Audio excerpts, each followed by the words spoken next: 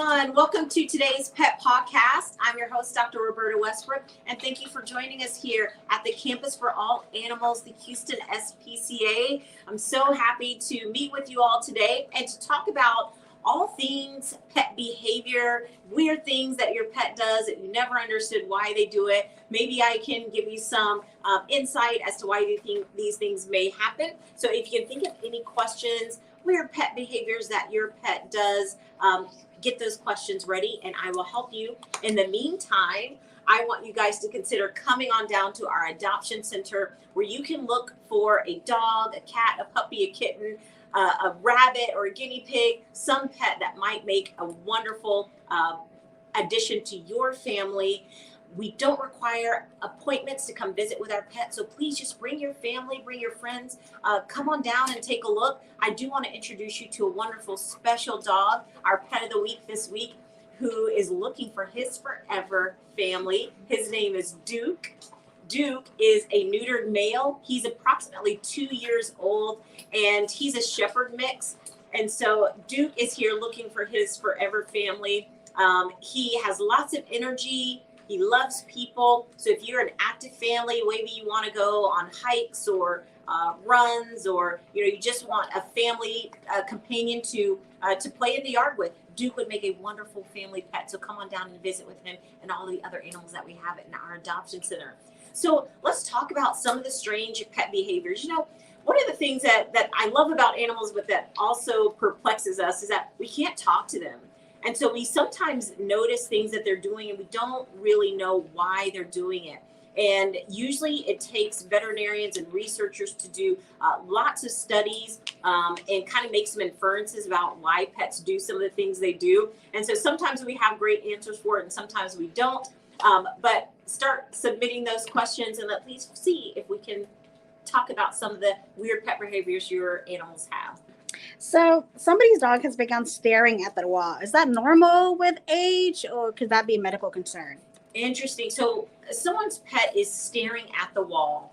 And it's good that we brought this up because, this could be one of two things. Sometimes when pets stare at the wall, particularly if they are older, and we are noticing that they are having other signs of what we call cognitive dysfunction. So if you're noticing that your pet is getting older in age and you're noticing that they're having other behavior changes and they're also staring at the wall, sometimes that could mean a medical problem. There are certain brain tumors, for example, that affect certain parts of the brain that will cause animals to go into corners. Sometimes they will put their head up against a wall and head press.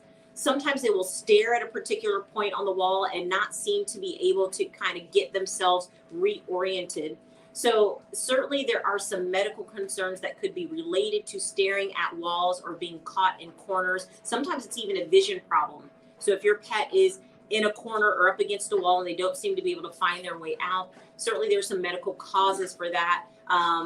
So I would start with a visit to your veterinarian to rule out any medical causes. If it's not a medical cause, then we can start looking at other potential behavior-specific reasons that might be the cause of that. But good question, because it's something that happens as pets get older sometimes. So with cognitive decline, that could be as dementia. So then will they forget owners, like people with Alzheimer's dementia forget their relatives? Yes. So when we talk about cognitive dysfunction or cognitive decline, that does tend to be a fairly normal change that we can see in some animals as they get older. And they do, for lack of a better term, forget what normal behavior is like. So this could mean that they start having more accidents in the house. This could mean that they sleep longer. This could mean that they don't react the same way to you when you come in the door, for example. It could mean that they seem to sleep longer, become less engaged, have sometimes appetite changes. So yes, all of these things could happen as pets get older. One thing that we can do, though, to help support pets as they get older is, again, keep them healthy, keep them on a well-balanced diet. There's even some diets out, some prescription diets out. Hill Science Diet makes a diet for animals that are older that have trouble with cognitive dysfunction. So there are some natural treatment options, some diet options that can help keep your pet's brain health in top shape. Another thing that you can do, just like for people, another thing that you can do to keep your pet's brain health healthy is making sure that you keep them mentally stimulated. So throughout their life, give them new things to focus on. That could mean new toys, that could be new experiences, taking them out on walks more, going on walks in different areas than they're used to going out. All of these things stimulate new brain synapses and neurologic connections in their brain. Those things can help keep them healthy for a longer period of time and maybe help stave off some of that cognitive dysfunction. And Duke is showing us exactly what that means, is playing with the new toys. That's exactly right. So as you can see, Duke has some very cool toys there that are going to provide some mental stimulation and enrichment. So instead of feeding dog in a stainless steel food bowl all of the time, maybe periodically put their food in a food puzzle. So you can see Lisa there's hiding some treats and some kibble in a little food puzzle there. Duke has to use his senses, his sense of smell. He also has to use kind of coordination between his muzzle, his nose, and that sense of smell, and try to find those treats and move the tiles on that toy back and forth to get rewarded for that. There's also toys like lick mats that you can put maybe a new flavored treat onto the lick mat, something that they haven't tasted before. That could sometimes be fish or some sort of peanut butter or something like that, and that's stimulating to their senses too. So getting that nutrient or that treat in a different way from just a bowl can be very mentally stimulating for them. So try those to keep your pet's brain healthy. Yes. And what if someone has a young dog that loses interest all of a sudden? Do dogs get depressed? So that's a good question. If you have a younger dog, so maybe this isn't related to older age and cognitive dysfunction, but that pet seems to be losing engagement or interest, this is something to think about. First, start with your veterinarian so they can do a really good physical exam and make sure that they're not withdrawing because of a medical concern. Sometimes when pets don't feel well, they will withdraw. They begin to hide. They don't want to really be touched or be engaged. So if this is not something medical, then let's talk about some behavioral things. Again, keeping your pet engaged by doing things like training, teaching them how to sit, stay, come, heel, lie down, roll over. You want to keep their brain fresh and stimulated. Again, adding some new toys like we see Duke playing with, going out on more walks. These could be things that you can do to keep your younger pet engaged. Typically, they are going to be more likely, though, to keep their brains focused by focusing on things that you don't want them to. So sometimes younger puppies may find their own entertainment. They may start chewing on things or becoming disruptive. You don't want that. You want their time to be structured. You want that brain time to be them focused on something that you want them to focus on. So contact your veterinarian and maybe even a veterinary behaviorist to kind of help you with that. Someone with a cat asks why their cat likes to suck on soft fabrics. Is it because they're hungry still, or were they taken too young? Yeah, so cats in particular, sucking on, dogs have a similar thing to this too, but sucking on or chewing on fabrics. And so this can certainly be somewhat of like a remnant of nursing behavior. So it's like a soothing thing that they do to comfort themselves. When I was younger, I used to suck my thumb. It's very similar to that. It's something soothing and comforting that pets can do. So you do want to make sure, though, that they are not ingesting those fabrics and that they're not chewing them and swallowing them. But certainly we can see dogs that love to have blankets in their mouths or toys in their mouths. They carry them around the house. Cats that carry their blankets around the house. It's not harmful unless they continue to, chew on those or ingest those pieces. But it also could mean that you want to give them, again, more opportunity to keep their brains stimulated. If they're so focused on that particular toy or that blanket or suckling on that item, it could mean that we need to find other ways to keep their mind occupied in other healthy ways. So definitely contact your family veterinarian about what other ways you can keep your pets stimulated. So it's kind of similar to cats making biscuits. Is it because they were taken too young? So sometimes, even cats that were completely weaned from their mom at a normal age will still do that. Again, it's a nice, comforting thing. It comes from when they are kittens.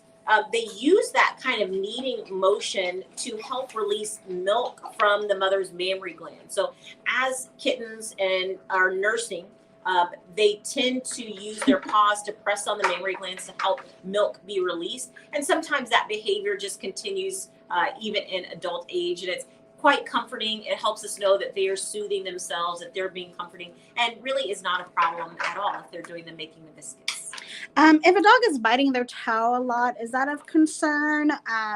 Could that be bothersome to them? If they're biting their tail? Yes, a lot. Oh, yes, they're biting their tail. Yes, I would definitely see your family veterinarian if your dog is biting its tail. The reason is particularly at the base of the tail where the tail meets the body. That's a very, very common place for fleas to live, and it's a common place for flea allergy dermatitis. So the base of the tail in particular could mean that they're very itchy there and might warrant a visit to the veterinarian. And what if they're experiencing other similar obsessive symptoms, like chasing their tail or digging a lot? Yes. So, our pets get bored just like we do. And sometimes they will create behaviors to keep themselves busy or entertained.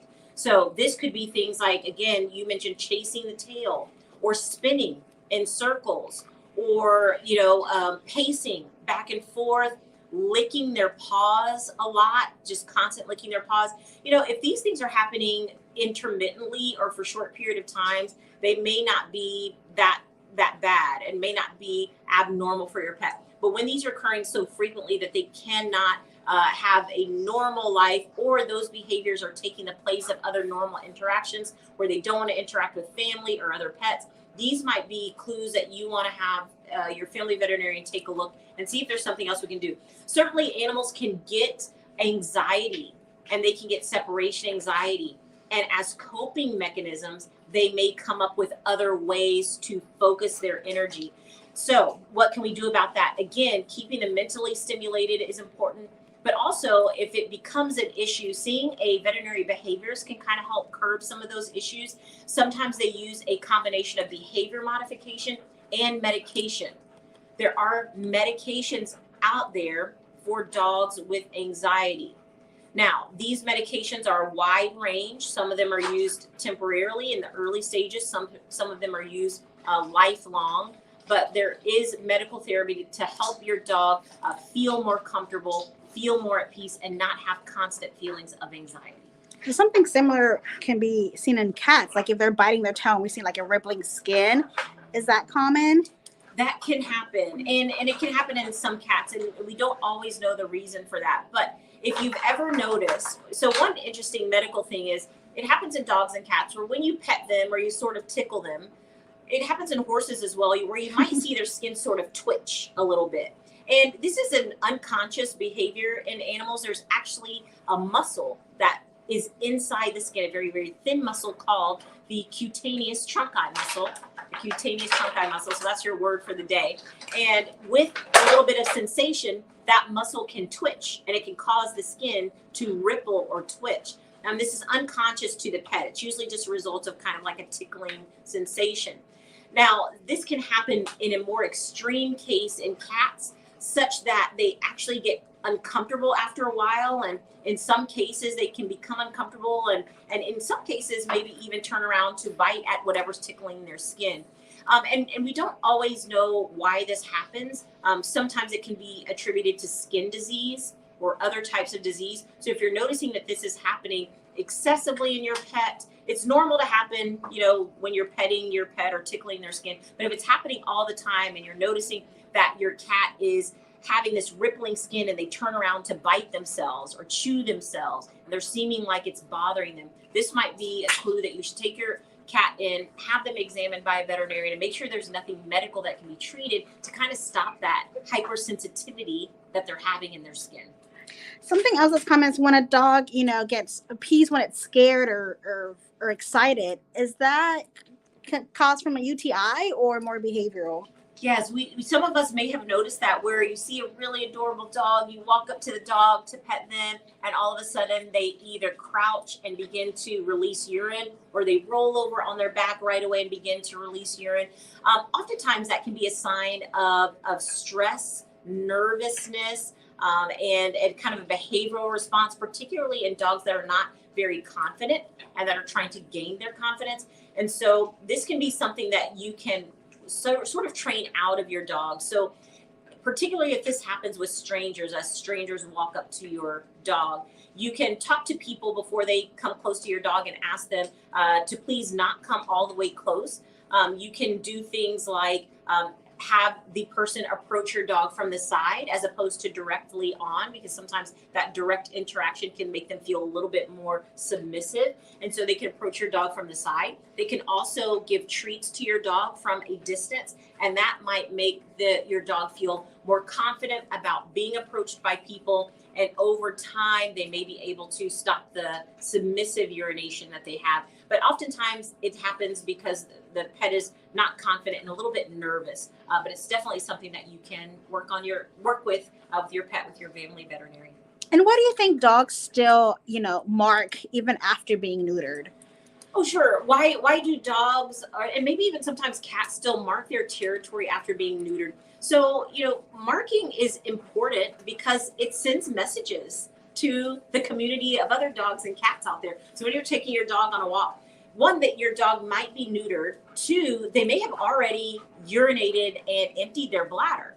So why are they continuing to lift their leg or, squat on things? Some of this is related to just sending a message to the community, just more of a scent that they're wanting to leave, their scent that they can communicate through. And it doesn't necessarily mean that there's a urinary tract infection. Certainly very frequent squatting and urination could be consistent with a urinary tract infection, but not always. So if this is a new thing, let's say it's a new thing where your pet normally doesn't squat frequently or normally doesn't lift his leg very frequently, and he's starting to do it now, then I would say contact your veterinarian and make sure that it's not a urinary tract infection. But if you've kind of noticed this being a thing that they do when they're on their walks and they squat frequently, lift their leg frequently, and it only happens when they're on the walk, it could be fairly normal. It could be just, a normal scent marking that we see in both dogs and even cats. And then why would we see a female dog mounting another dog? Oh, this can be a very kind of uncomfortable and strange behavior that we sometimes see in our dogs, male or female. Why are they, getting on top of another animal and mounting them, or as if they are in a reproductive act? So sometimes this could be associated with hormones, particularly if the animals are intact. But when you have a neutered or a spayed female, particularly in spayed females, why might they do this?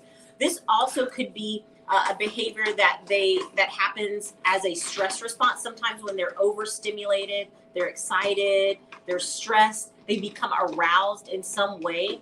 Sometimes they can still perform these behaviors just as almost like an arousal reaction. It doesn't necessarily mean that they're still intact or that they've got hormone abnormalities. Sometimes just related to stress, arousal, and excitement. Is there any science behind the zoomies? Oh, the zoomies is my favorite thing when your dog gets the zoomies, and just to watch them run all over the house. Unless you have 120 pounds Great Dane, maybe that's a little less fun. But yes, this is, again, excitement. This is when they've got a lot of energy and they just want to display that energy. And so they're really happy. It's really a fun way for them to express their excitement and get some exercise out during those times. So certainly nothing wrong with it. It's completely fine. We love to see that when dogs are out in the yard or finally, see you when you get home and they run around the house because they're just excited to see you. Those are good signs and certainly not harmful at all. And for cats, is there a way to stop them from being active at night? Oh, so you want to sleep at night. Is that it? And you don't want your cats to be active. So routine really does help. So if there's something that you can do to sort of keep your cat very busy and mentally and physically engaged during the day, such that when nighttime comes and you are winding down, that they want to wind down with you, that would probably be one of the best ways to get your cat to be quiet when you want to be quiet. So you can do a couple of things. If your cat needs some excitement during the day, There's certainly lots of, again, mentally stimulating toys that you can purchase that might keep your cat very busy during the day. And then when you come home, having a routine that indicates that it's time to wind down and it's nighttime, those things can happen. Now, if it becomes excessive and you really need something to help your cat settle down at night, please see your family veterinarian. There certainly may be some things that you can give your cat that might help them be a little bit calmer when you need them to be in those wee hours of the night. And we've heard of Marini, like pheromone sprays like Feline. Do those really help in stopping undesirable behaviors? I think pheromones, which are synthetic scents that are derived from the scent glands of dogs and cats. You may have heard of a product called Feel Away. Feel Away is a spray, but it can also come in somewhat of like a diffuser, like a plug-in. It is scentless to us, but it does diffuse a scent that should be calming to the cats that experience it. And it's supposed to make your cat feel calm, comfortable, and a little bit less anxious or stressed. I have had very positive responses with Feel Away. We use it here in the shelter environment because we have lots of cats and it can be somewhat of an overwhelming environment. And so having the pheromones or that scent hormone that's kind of in the air can sometimes help them feel a little bit calm. I have used it personally when I wanted to introduce my new cat with a cat that was already part of our family, and we wanted to introduce a newly adopted cat. Then Feel Away was very helpful in keeping kind of a calm environment for them to get along. So certainly talk to your family veterinarian about whether it will work for your cat situation. But I have had positive responses with things like Feel Away and adoptable, which is the canine version of that. And why do pets eat grass? Why do pets eat grass? That's the $1 million question we all want to know. And so this is one of those, age-old questions. Why do your pets eat grass? And there's multiple possibilities why this could happen.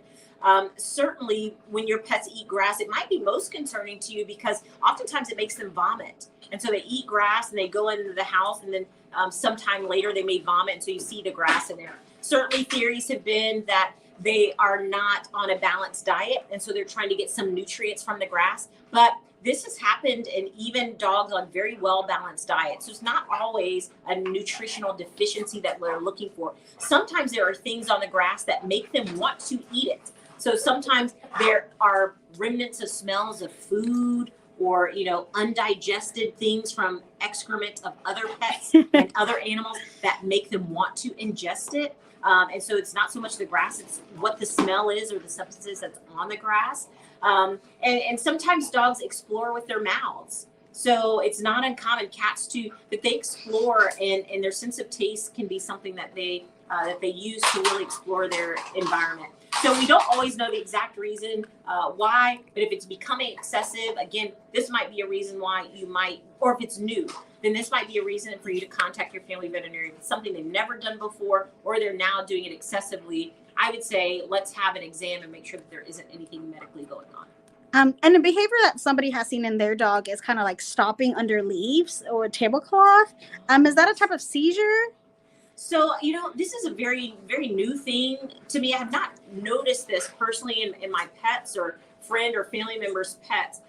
But there's something that has been reported called trancing in pets, where when they walk under low-hanging cloth or leaves, that it sort of might be interpreted as a good feeling on the pet's back. And so they sort of linger.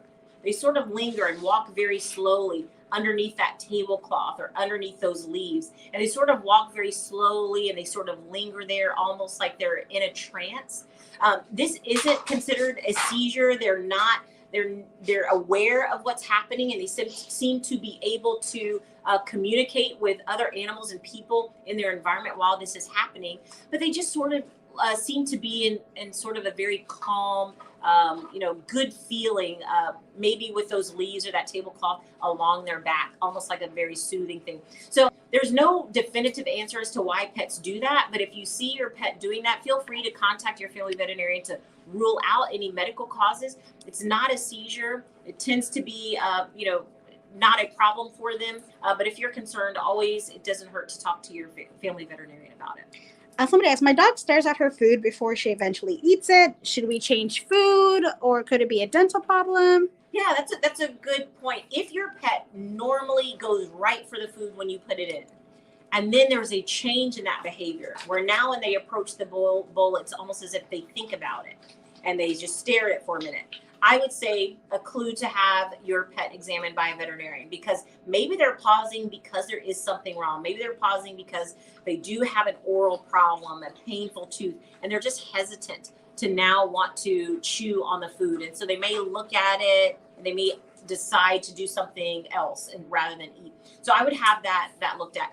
But, pets do lots of strange things with their food. Some pets like to go in the food bowl, take one kibble and walk to another room and eat that and then come back.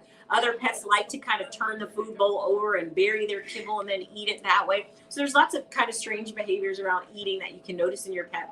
But the staring at the food, if they go right for the food after that and eat it with no seemingly, difficulty, then it could just be normal for your pet. But certainly if that's a new thing, I would have your pet examined, because we want to make sure that there's no medical cause for that. Well, there's so many interesting behaviors that our pets have on a daily basis, and we're always trying to learn better. We're always trying to communicate with them better and try to figure out if we know, what they need from us. We want to be good pet owners. We want to make sure that we're not missing anything in their health, in their physical health, in their mental health. We want to make sure that we're giving them all the love possible. And so in observing our pets, we found all of these strange behaviors that some of them we have the answers to, some of them we don't. But again, if you notice anything new in your pet, don't hesitate to call your veterinarian, talk through it, get some video of it. That's always very helpful. And hopefully we can get it figured out for you. So thank you for joining us again at the Pet Pawcast. Please, again, come on down to our adoption center. Take a look at all the pets that we have available for adoption. We are happy to help you. We want to help you find the perfect pet for your family so that we can all live long, happy, healthy lives together. Thank you for joining us, and we will see you next week on the Pet Pawcast. Come see Duke.